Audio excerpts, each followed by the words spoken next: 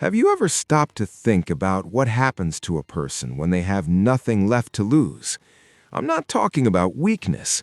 I'm talking about that moment when the world has knocked you down so many times that you don't even try to get back up the right way anymore.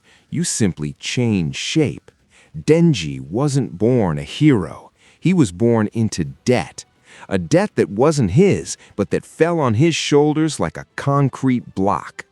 Since childhood, this boy sold parts of his own body, an eye, a kidney, just to pay off what his father left behind to loan sharks.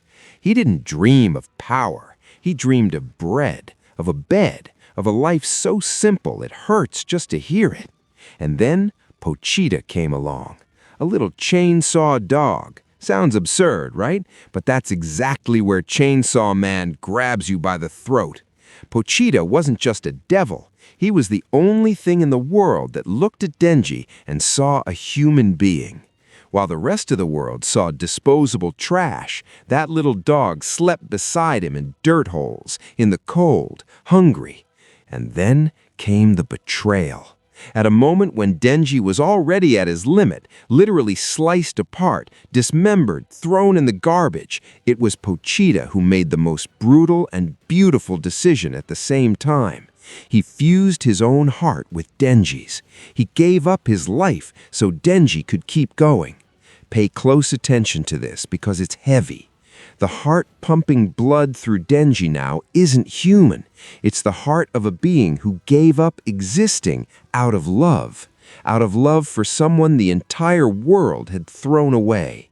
When Denji rises from the trash as Chainsaw Man, it's not a classic triumph scene. There's no epic music, no speech. There's a bloodied boy with chainsaws bursting from his chest and head, destroying everything that tried to end him.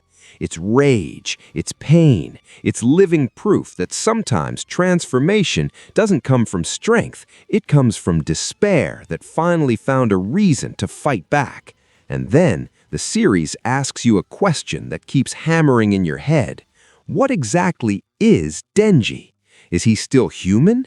He has a human body, the ridiculously simple dreams of a human, eating bread with jam, having a girlfriend, sleeping in a real bed.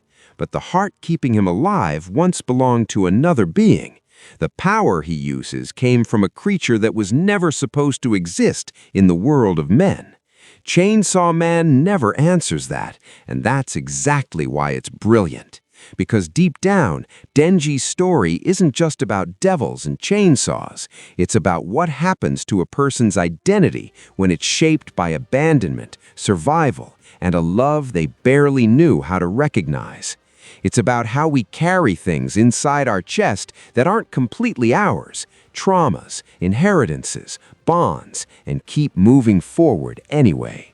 The heart that became an engine isn't just a pretty metaphor. It's the symbol of someone who was so destroyed by the world that they needed a completely different soul to keep on beating.